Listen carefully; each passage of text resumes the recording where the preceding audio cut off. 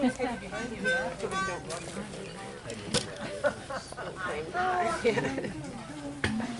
There's Catherine.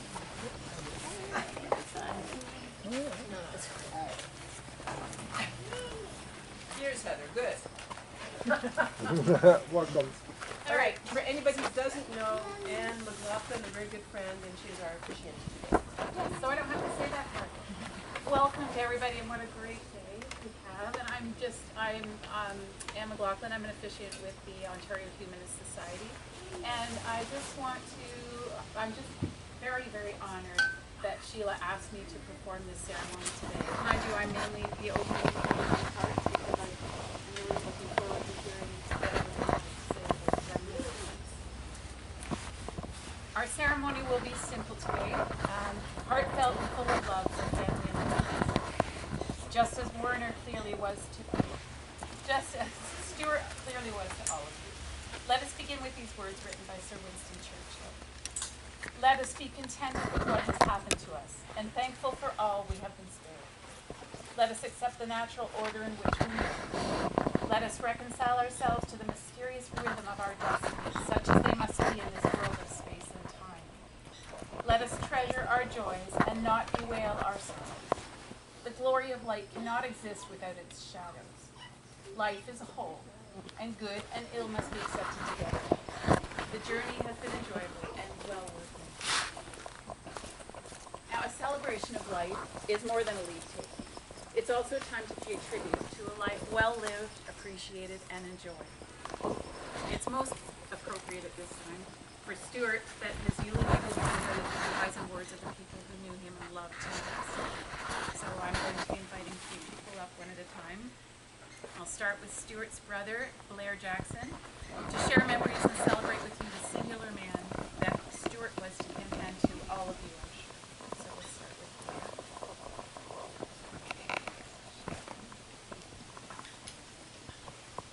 Thank you, Anne.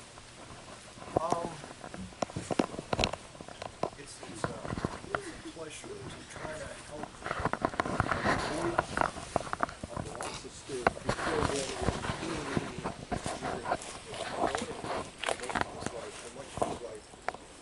speaking for like the first part, maybe I can say some things that maybe will deepen your understanding of Stuart. You know, my brother and I, and also our sister, we grew up in a household that was kind of, our father was kind of very loving, but his approaches were a little bit different from Stuart. They're more of the success and influence and authority and discipline. And it was a pretty strong influence, a pretty strong factor on us. But Stuart, as you know, was not that way. And he kind of swung to the other side. And I think through his entire life, even just talking out with Alex and like we exchanged words, that Stuart was the other way. He was on the other extreme. He didn't want anything to do with that. And Stuart was 7 years older than I am, so I always kind of idolized the things that he would do. I'd always kind of like, oh, he's doing this is really cool. And I'd kind of like try and follow in his footsteps and definitely like a sense of adventure. You don't have to go far to find adventure, whether it's climbing trees to doing just the simple things that were kind of like most people wouldn't even think of. But he had a different perspective on things. And some of the things that we learned from, I learned from Stuart is like there's really never a reason to hurry. Have any ever seen Stuart in a hurry? And I go like, I don't, like all throughout childhood and throughout my life, I've never seen Stuart in a hurry. And just even as I'm getting ready for this trip, like, I go like, well, here's dress shoes. They're like, we don't need these, Stuart. But there's no need to really impress anyone with getting dressed up, you know. And I think of the things that he valued and the things that he was interested in. He was more interested in creating something and building something and maybe be like, here's something different, and it couldn't be anything traditional. It was always, here's a house made out of straw, like, you know, very non-traditional things. And I think that was a part of them. And he kind of conveyed that to us. It's like the things that our world really puts an emphasis on, he almost de-emphasized them. It's like, everyone thinks this is important.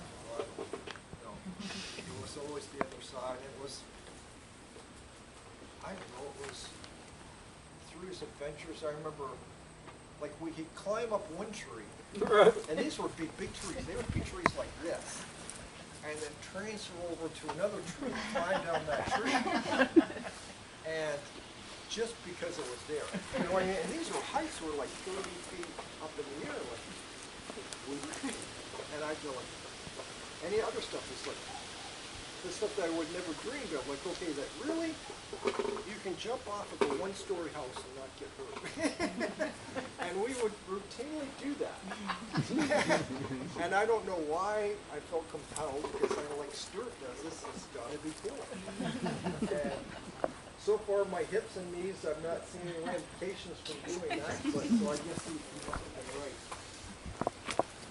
But Stuart brought like an extra, you always hear like a sixth sense, you know, we had like a sixth sense of emotion or something that I can't even really put into words, that would feel or something within, and that he would recognize that maybe we don't recognize. Even after he told us, we wouldn't fully understand. Like there's something deeper that he's seeing that I think that most of the rest of us we couldn't see. And for him, like, there's no reason to hold a grudge. You know, there's just like, life is too short for that. And I don't know, I guess, you know, I think of my father so stringent and disciplined, and Stuart was over here just because he doesn't want to be here. So he's, whatever this was, he wants to be way over here. And then just the time here, yesterday just flying in, there's complications with the flight going to be a busing. So I got to spend the night with Paul and Sarah and their family. They took me in from Ottawa rather than coming down here, but just to spend some time with them, I can reflect on the generations. The generation before me, my own generation, their generation, and Kay and Rob. You know, and it's our time is finite. You know, this is celebration of life. We've had some time to digest this, to kind of come to terms with this. We'll never really overcome the sadness, but hopefully we can fill it with the joys that influence he's had on us. The influence he's had. Just the time with Ross this morning, like he was like, here's Stuart's hat. It's so cool.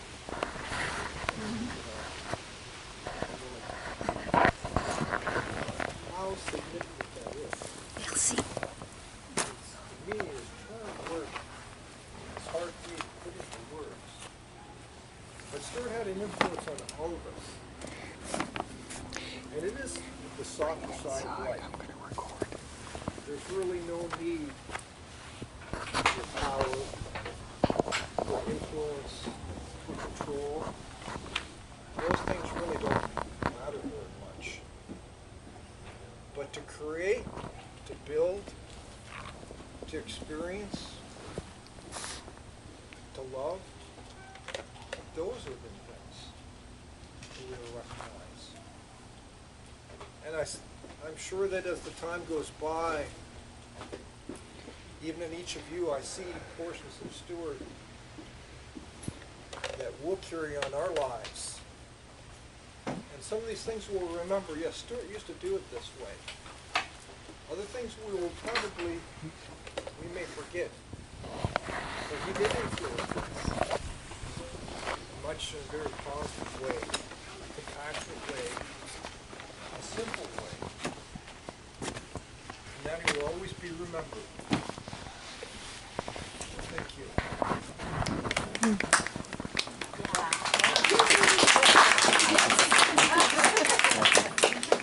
I now invite up Douglas, who's a longtime friend, who is also the best man at their actually If you don't mind, could I just leave Joel, is that okay? Hold on. Yes, Douglas. I need a crutch. I probably need a tissue, to be honest, but that's good. Okay, so it's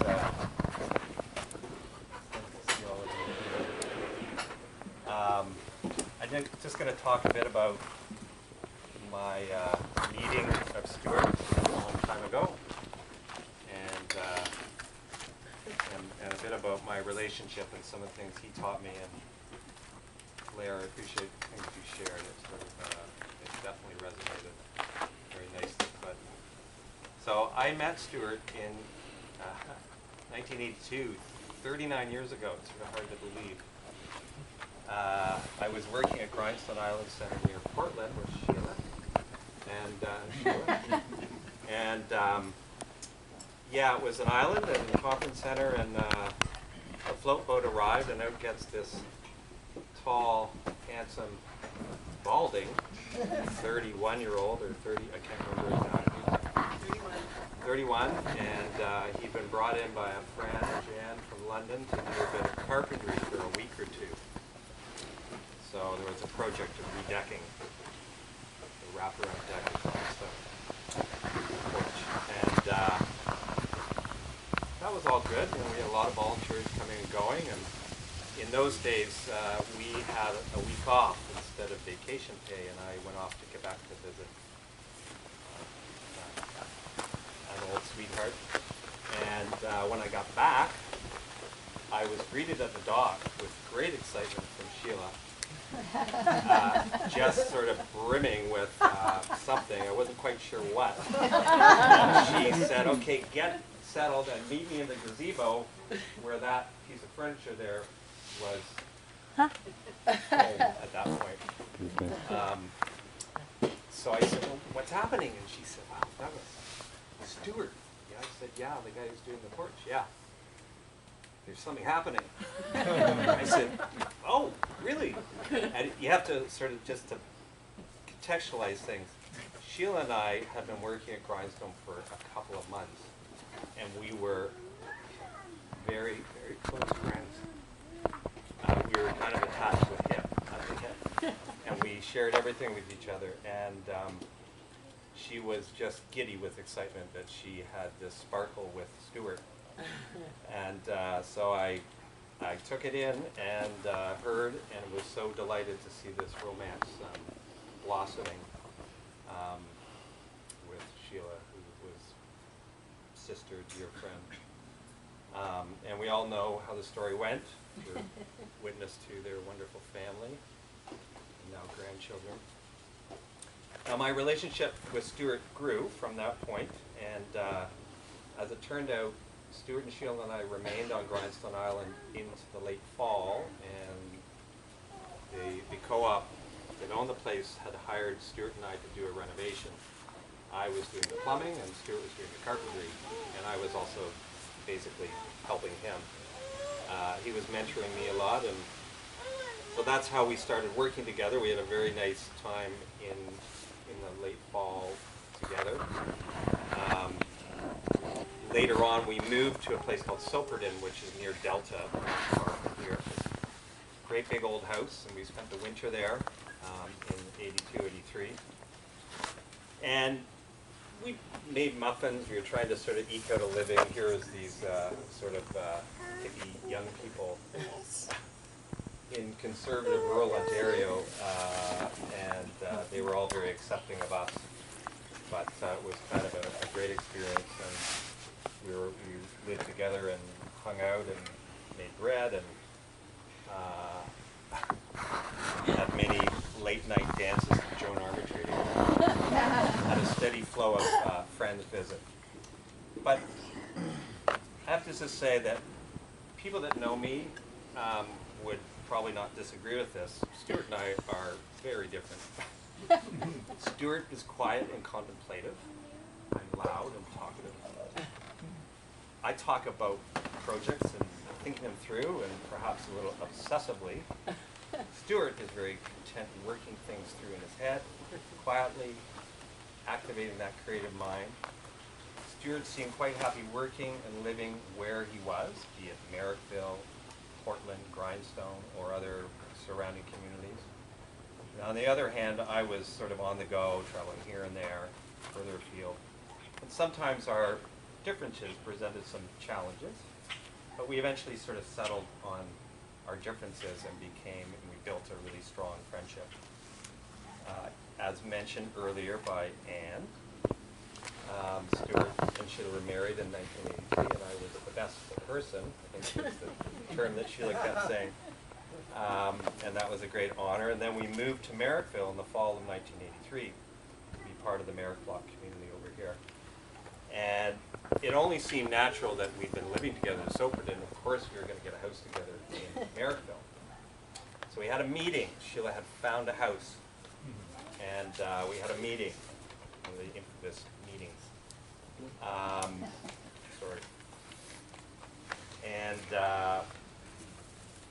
So we were just sort of thrashing out the details. It was in September. It was sort of a cold, blustery day. By the way, Paul was on the way. Well, that was sort of factoring into the whole piece. But in the middle of this meeting, Stuart turned to me and said, "Doug, I don't really want to live with you." Oh. Why not? Well, I just want to be with Sheila. Oh. Okay. And meanwhile, Sheila was getting into action mode of sort of figuring out how to problem solve out of this one. And I'm very glad to say that within probably 10 minutes, Stuart said, "Yeah, you know what, we can live together. We can all live together." So on we moved to the Blue House over here on whatever street that was. That is. But yeah, and I think this was a point when my relationship with Stuart really started to deepen, because we'd worked a full summer together at Grindstone, and you know, we sort of wrestled through some of our bumps. Had our bumps, and we kind of got to the other end of them. A baby was on the way, which was very exciting for me as well, to see what parenting was all about. So that was all really good. We moved into the Blue House. We had our friend Dawn as well moved in, so it was the 4 adults and soon to come along with Paul. So some of the things you've heard from Blair, and no doubt you know of Stuart's exceptional carpentry skills, but what you may not know is he was also a pretty good gardener. And he developed some very sophisticated ways of gardening, namely using full light of the day in a swamp to grow certain kinds of plants that weren't that acceptable to be growing at the time. But he was famous for his products, and he had a very complicated naming convention for different plants that he grew, which often included a number, 7, 15, and then there was a famous one called Mutilated 3. The plant came back from the dead and became a very beautiful specimen. So I had memories of tromping through a swamp with Stuart in hip waders and bug hats off of Highway 15, and in sort of following, where are we going? Like water up to here, and we'd find these plants that were tied to dead trees. But it was a sort of a sign of his creativity. And then I remember when Stuart's parents came to visit and meet the new grandson, Paul, his dad Dad very innocently looked up over the kitchen window in the blue house, and there was some craft paper bags across the top, and they all had numbers on them. And you know, the kind of thing you put herbs in and you dry them out. So his dad said, "Stuart, what are those bags up there?" I would have probably said, "Oh, she was, you know, she has a parsley in there." And Stuart just very calmly turned to his dad and said, "What's that? That's my marijuana that I grew last year." Oh, silence. Not exactly what a senior parent wanted to hear. My dad would have done the same from his son in a time of prohibition. But that was sort of classic Stuart, just sort of told it like it was. So Stuart was always coming up with things, I created things to do, to make, and solving things of life. And for example, at Blue Skies, many of you who haven't gone there, people camping in the woods for a weekend, on this weekend actually, in normal times. Stuart went to great lengths to get a tarp way up high, lines going, so we had something, because inevitably there was a huge downpour at some point. And of course we were dry, Stuart's ingenuity. And, you know, he's also known for, as Blair said, for doggedly pursuing to make things better, safer, and quietly contribute to the cause of different things. Sometimes they were very subtle, and sometimes they were more extreme. Stuart one time showed up at a demonstration Sheila and I were at already at Parliament Hill in the late 1982, and it was around the time of the disarmament movement and opposition to cruise missile. And on the side of Stuart's 1960-something Wasn't it a Valiant? It was a Dodge. A Dodge. Green Dodge.